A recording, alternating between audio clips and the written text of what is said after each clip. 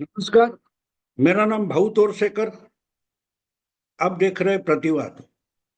दोस्तों, पिछले कुछ दिन से मैं वीडियो नहीं कर पा रहा था क्योंकि मुंबई से निकलकर दिल्ली आया हूं।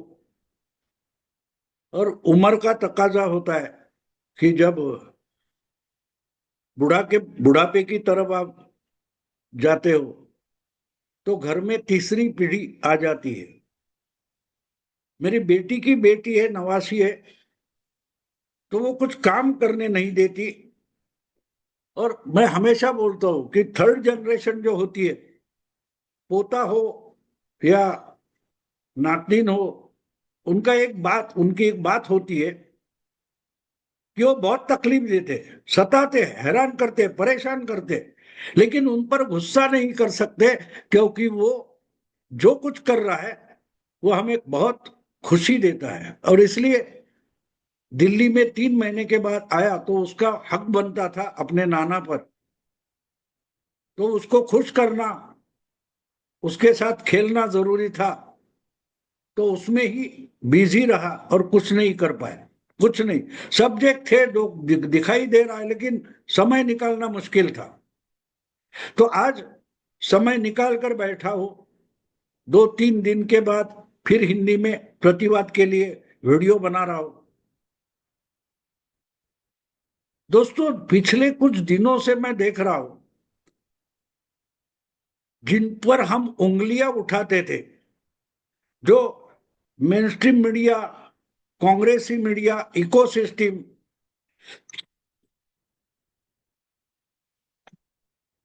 सॉरी, ऐसी गालियां हम भी दे रहे थे। ऐसे जो कुछ पत्रकार है, कुछ नेता है, और उनमें अचानक से एक बड़ा बदलाव आया है। ओवैसी जैसा कट्टर मुस्लिम नेता पाकिस्तान के खिलाफ जिस भाषा में बोल रहा है, जो खरी खरी पाकिस्तान को और दुनिया को सिखा रहा है, ये देख के अजूबा लगता है कि क्या हुआ है, ये क्या चमत्कार मोदी ने किया है। तो चमत्कार नहीं किया है। मैं मानता हूं कि जब देश की राष्ट्र भावना जागरूक होती है तो आहिस्ता आहिस्ता बहुत सारे लोगों को उसी पटरी पर आना पड़ता है। जब उनको लगता है, समझ में आता है कि आखिर में इसी मिट्टी में रहना है, इसी धरती पर रहना है और इसी मिट्टी में मिल जाना है, तो ये मिट्टी छोड़कर नहीं जा सकते, अलग नहीं हो सकते। तो वो भी उसी राह पर चले आते हैं जिसको हम राष्ट्रवाद कहते हैं। और बिल्कुल वही बात ओवैसी की भी हुई है। जोर शोर से इस्लाम के बारे में बोले, लेकिन पाकिस्तान या कोई इस्लामिक राष्ट्र उसके साइड से नहीं बोल रहे ओवैसी। और यही बात अपना लिबरलिज्म, लेफ्टिज्म छोड़कर बरखा दत्त जैसी पत्रकार भी राष्ट्रवादी हो रही है। पिछले कुछ दिनों में एक कोई डिबेट था, उसमें मैंने बरखा दत्त को देखा, तो जो पाकिस्तान की हिना रब्बानी नाम की पूर्व मंत्री है, जिस ढंग से बात कर रही थी, उसको शॉट डाउन करने वाली, उसको रोकने वाली बरखा दत्त थी। और क्यों थी? क्योंकि एक समय आ जाता है कि भाई हम किसी की चमचागिरी करते करते खुद को पागल ना समझ बैठे, और दुनिया तुमको पागल समझेगी, इसकी भी शर्म आने लगती है। कुछ बातें हम करते जाते हैं, जोर जोर से करते रहते, लेकिन एक समय आ जाता है कि लगता है कि ये गलत है और गलत मानना पड़ेगा, नहीं तो लोग भी हमको पत्थर मारेंगे। और बिल्कुल वही बात बरखा दत्त के बारे में हुई है। अचानक से बरखा दत्त राष्ट्रवादी नहीं हुई है, सनातनी नहीं हुई है, लेकिन उसको भी अब राहुल गांधी और कांग्रेस सिस्टम का एक हिस्सा होना शर्म की बात लगने लगी है। बात साफ है। और ये इसका एक सर्टिफिकेट भी होता है। सर्टिफिकेट, आजकल की बात यह है कि कोई मुस्लिम कट्टर मौलाना वगैरह होगा या क्रिश्चियन फादर वगैरह होगा, क्रिश्चियन धर्मांध या मुस्लिम धर्मांध से हमारे यहाँ के लिबरल्स और लेफ्टिस्ट को सर्टिफिकेट लेना पड़ता है कि भाई ये लिबरल है। क्यों? क्योंकि ये हिंदू होकर भी हिंदू धर्म या सनातन को गाली देता है और इसलिए ये लिबरल है। कितनी अजीब बात है ये। मुझे मुनव्वर राणा की वो शायरी याद आती है, झूठों ने झूठों से कहा कि सच बोलो। सच का सर्टिफिकेट देने वाला कौन है? जो खुद झूठा है, जो सरासर झूठ बोलता है, वो सर्टिफिकेट देता है कि ये सच्चा है। याद है ना आपको, शायद आपने सुना होगा, दरवाजे के पीछे झूठ की मंडी लगी हुई है और दरवाजे पे लिखा है कि सच बोलो। बिल्कुल वही बात हमारे देश के लिबरल्स की और लेफ्टिस्ट की हो गई है। जितने मुस्लिम जितने मुस्लिम धर्मांध नहीं है, उससे भी कट्टर मुस्लिम अगर आज हमारे देश में कौन है तो वो लिबरल है। आप कुछ टीवी डिबेट देखते होगे तो देखो, उसमें कम्युनिस्ट है, सोशलिस्ट है, समाजवादी है, ऐसे लोग देखो, कांग्रेस देखो, वो जितने जोर शोर से कट्टर इस्लाम का बचाव पेश करते हैं, उतना ओवैसी भी नहीं करता जिस पर हमने ठप्पा लगाया हुआ है कि ये कट्टर मुस्लिम पंथी है। शायद देवबंद या बरेलवी जो धर्मपीठ है इस्लाम के भारत में, वो भी इस्लाम की गलतियों का बचाव जितने नहीं करेंगे, ना पाकिस्तान का समर्थन करेंगे, उतना समर्थन पाकिस्तान का हमारे लिबरल्स करते हैं। राहुल गांधी की बात ले लो, वो ये नहीं पूछ रहे कि हम जीते या हारे या युद्ध विराम क्यों हुआ, कैसे हुआ, क्या कारण था। वो हमारे हवाई जहाज कितने गिरे, यानी हमारे नुकसान की बात हुई कि नहीं, बोलो। देश के लिए कुछ अच्छा हुआ उसकी उनको जरूरत नहीं लगती। हाँ, देश का नुकसान होना चाहिए। ये जो अपने लिए खुद के लिए हीन भावना होती है, वही भावना लेकर जीने वाले जो लोग थे, इनको ही हम बड़े ज्ञानी समझ बैठे थे और उसमें ही बरखादत थी। अगर हमको रिकॉग्निशन चाहिए, हमको सर्टिफिकेट चाहिए कि हम बुद्धिजीवी है, तो आपको लेफ्टिस्ट होना पड़ता है। और लेफ्टिस्ट का मतलब क्या हो है कि जो अभिमान की बात है उसकी ही शर्म करो। आपको याद होगा, कठुआ नाम का जो कोई कश्मीर में एक इलाका है, वहां एक बच्ची पर कुछ बलात्कार हुआ था, तो हमारे बॉलीवुड की अनेकानेक एक्ट्रेसेस थी, करीना कपूर वगैरह वगैरह, और कागज लेके खड़ी हुई थी, आई एम असेम्ड।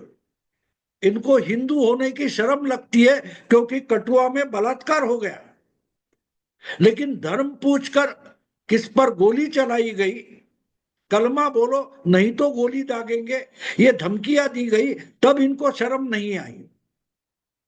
तो ऐसे जो लोग होते हैं उसमें ही बरखादत का समावेश होता था। और जब तक होता था तब तक पाकिस्तान में भारत की पॉपुलर पत्रकार कौन थी? तो बरखादत थी। अब ये मुझे कैसे पता चला? कल परसों मैंने पाकिस्तान का एक वीडियो देखा, एक दो वीडियो देखे कुछ, उसमें बरखादत का उल्लेख आया था, नाम आया था कि ये बरखादत को क्या हो गया, अचानक बरखादत पेट्रियट कैसे हो गई, बरखादत एकदम राष्ट्रवादी कैसे हो गई। यानी पाकिस्तान का हर इंसान भूखा नंगा भी हो तो भी पेट्रियट होना चाहिए, लेकिन भारत का कोई इंसान हो तो पेट्रियट नहीं होना चाहिए। ये अप्रोच में फर्क देखो। आपको अगर पाकिस्तान में पॉपुलर होना है तो भारत के खिलाफ बोलना पड़ेगा, भारतीय होकर भी। राजदीप बड़े पॉपुलर है, राहुल गांधी पॉपुलर है, पाकिस्तान के रक्षा मंत्री किसी वेस्टर्न चैनल को, सीएनएन को इंटरव्यू दे रहे और बोले पाकिस्तान ने भारत के 6 विमान गिराए। उसने पूछा, सीएनएन के एंकर ने पूछा, आपके पास सबूत क्या है? वो बोलते देखो भारत के सोशल मीडिया पर फैला हुआ है। सोशल मीडिया पर क्या फैला हुआ है? सोशल मीडिया में राहुल गांधी पूछ रहे हैं कि हमारे कितने राफेल गिरे। ये हमारी राष्ट्र भावना है, ये राष्ट्र भक्ति है कांग्रेस की और लिबरल्स की। ये राष्ट्र भक्ति है कि देश का नुकसान ज्यादा से ज्यादा कैसे हो। देश के प्रति, अपने अभिमान के प्रति हीन भावना होना, यही लिबरलिज्म बन गया। और वो ओवैसी भी नहीं मानते और बरखादत भी नहीं मानती। और इसलिए पाकिस्तान में बरखादत गाली सुन रही है, गालियां दी जा रही है कि क्या हो गया बरखा को। क्योंकि जब तक आपको याद होगा, जब 26/11 2008 में मुंबई पर हमला हो गया था, तो यही बरखादत जिस भाषा में बोल रही थी, उस भाषा में बरखादत आज नहीं बोल रही है। तो बरखादत पैट्रियट हो गई। पेट्रियट की भाषा समझो, राष्ट्रवाद की भाषा समझो। अगर तुम भारत के पक्ष में बोल रहे हो तो तुम पेट्रियट हो। ये कौन बोल रहा है? पाकिस्तान के लोग बोल रहे हैं, पाकिस्तान के पत्रकार बोल रहे हैं कि बरखादत को क्या हो गया, ये अचानक पेट्रियट कैसे बन गई, ये राष्ट्रवादी कैसे बन गई। बरखादत अगर भारत के पक्ष में बोलेगी तो पाकिस्तानी पत्रकार दुखी हो जाते हैं, परेशान हो जाते हैं। करण थापर जब भारत के खिलाफ बोलता है तो पाकिस्तान में पॉपुलर हो जाता है। क्यों पॉपुलर हो जाता है? कि वो मानते हैं कि ये पेट्रियट नहीं है, ये राष्ट्रवादी नहीं है, ये राष्ट्रद्रोही है। मुझे याद आता है, एक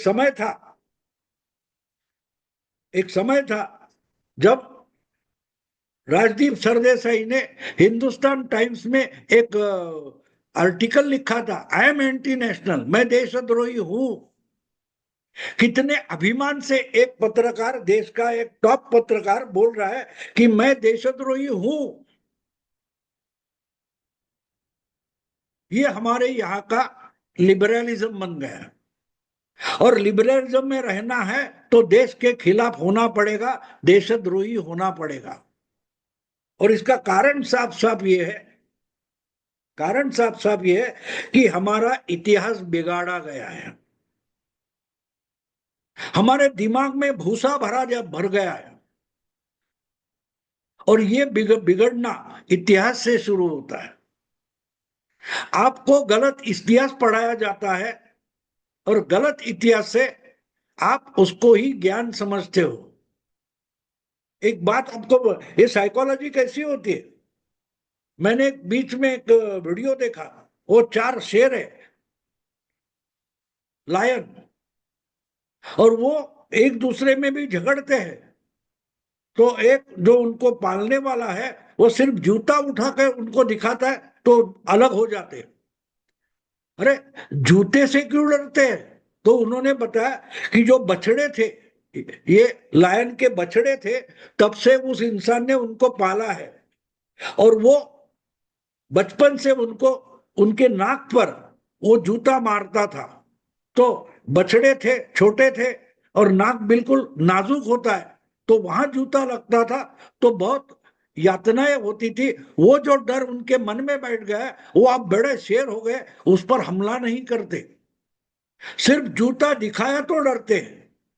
तो जब शेर भी अपनी ताकत भूल जाता है और सिर्फ जूता दिखाने से पीछे हट जाता है, डर कर पीछे हो जाता है, तो इंसान की हालत क्या है? बचपन से अगर हमको गलत चीजें पढ़ाई जाती है तो हम उसको ही ज्ञान समझ बैठते हैं और अपनी पहचान भूल जाते हैं। वही बरखा दत्त का हो गया, वही राजदीप सरदेसाई का हो गया। तो बरखा दत्त पाकिस्तान में जिस कारण से गाली खा रही है, पाकिस्तान भी उसी हालत में है। पाकिस्तान को पता नहीं है कि उनके पुरखे कौन थे। तो कहने का मतलब ये कि बरखा दत्त पाकिस्तान में गाली क्यों खा रही है? क्योंकि वो आहिस्ता आहिस्ता अपना अभिमान कहाँ है वहां वापस लौट रही है। और ये कैसा होता है दोस्तों, इस पर एक फिल्म आई है, हिज स्टोरी ऑफ इतिहास। हमें जब गलत इतिहास पढ़ाया जाता है, सिखाया जाता है, पिछले 100 साल से हमको ये 150 साल, 150, 200 साल से हमें ये पढ़ाया गया कि भारत था ही नहीं। या तो वास्को ड गामा ने भारत को ढूंढ निकाला, या तो नेहरू ने ढूंढ निकाला, वरना भारत था ही नहीं। जो सिविलाइजेशन, जो संस्कृति 5-10 हजार साल से चलती आ रही है, उसको किसी ने ढूंढ निकाला। यहां से हमारी गलत फहमी शुरू हो जाती है। और इसलिए मैं कहता हूं कि दोस्तों, इतिहास जानने की और समझने की कोशिश करो। ज्ञान का मतलब साक्षरता नहीं होती, ज्ञान का मतलब अपनी सोच होती है। अगर आज हमने पाकिस्तान को सिर्फ 6 घंटे में हराया है, कुल मिलाकर 6 घंटे, क्योंकि जो कुछ अस्त्र शस्त्र हमने बनाया वो अपना है, वो उधार का लाया हुआ शस्त्र नहीं है। और उधार के शस्त्र लाने वाला पाकिस्तान हमारे सामने हार गया, क्योंकि पाकिस्तान उसका इतिहास भूल गया है। और हम जिनको ज्ञानी समझते हैं, बरखा दत्त से लेकर सारे लिबरल, वो भी उधार का ज्ञान अपना इतिहास मानते हैं। तो दोस्तों, ये वीडियो के आखिर में मैं आपको एक ट्रेलर दिखाऊंगा।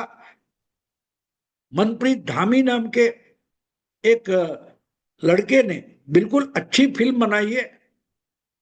तो आप ये फिल्म जहां लगेगी, प्रदर्शित होगी, वो देखो, अपने दोस्तों को दिखाओ, आग्रह करो। और मैं बीजेपी, आरएसएस, ऐसे जो राष्ट्रवादी हर कोई संगठन है, उसको आग्रह करूंगा कि ऐसी फिल्म के लिए ज्यादा से ज्यादा थिएटर मिले, इसके लिए कोशिश करो।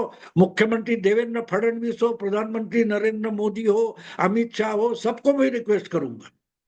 और आपको भी रिक्वेस्ट करूंगा कि आप आगे होकर इसका प्रयास करें कि मनप्रीत जैसे जवान आगे आए। जैसे अतुल अग्निहोत्री को हमने हेल्प की है, हमें उसको मदद करनी चाहिए। आप हर किसी में एक छावा है। छावा फिल्म आपने देखी होगी। तो ये दूसरा आज की जमाने का छावा लेकर आ रहा है मनप्रीत धामी, उसको मदद करना हमारा फर्ज है। दोस्तों, अब इसके बाद वो ट्रेलर दिखाऊंगा, प्लीज देखिए। क्या आप इतिहास का मतलब जानते हैं? इतिहास is not equal to history. History वो जादूगर है जिसके जादू से इतिहास ऐसे ही खो गया जैसे कि हम तो खोए हुए लोग थे जब किसी ने हमें बाहर से आकर ढूंढा। और जो चीज कभी हुई नहीं, उन कहानियों का हम पे थोप देना, ये भी हिस्ट्री के ही जादू का कमाल है।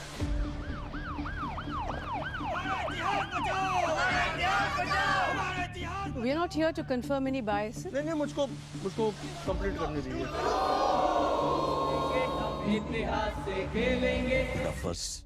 How does history matter? आज की बात करो, फ्यूचर की बात करो, जो बीत गया वो बीत गया। Thank God that apple fell on Newton's head.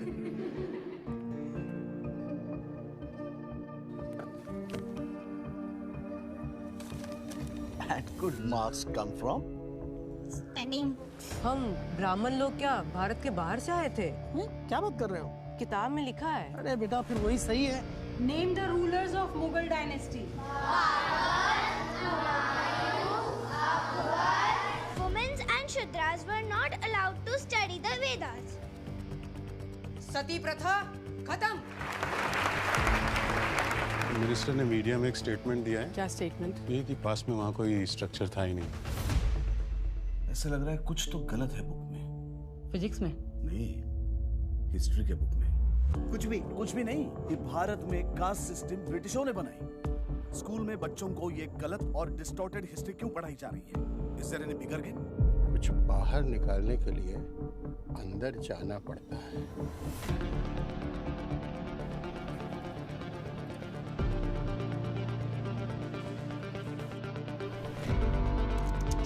किसी ने आरटीआई फाइल किया है हिस्ट्री बुक्स के बारे में कि किस रिकॉर्ड और एविडेंस पर चीजें लिखी गई हिस्ट्री बुक्स में।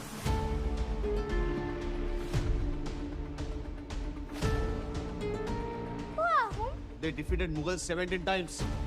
Give me a pencil. सिर्फ आपका मन मैटर करता है क्या? सर मेरे सवालों का जवाब दीजिए। हो गया सर सुनिए मुझसे सर हो गया चलिए उनसे बात करनी है। Let the historians do their job. सब कुछ बिगड़ता जा रहा है Rohit.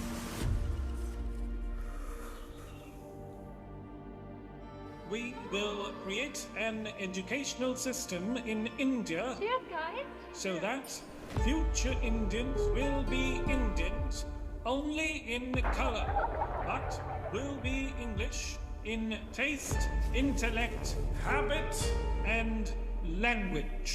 Very nice. Which class?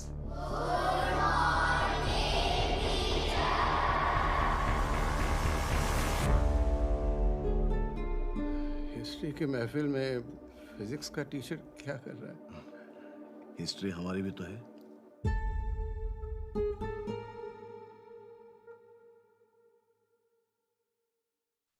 अगर वीडियो पसंद आए तो लाइक कीजिए, शेयर कीजिए और प्रतिवाद को सब्सक्राइब कीजिए। नमस्कार।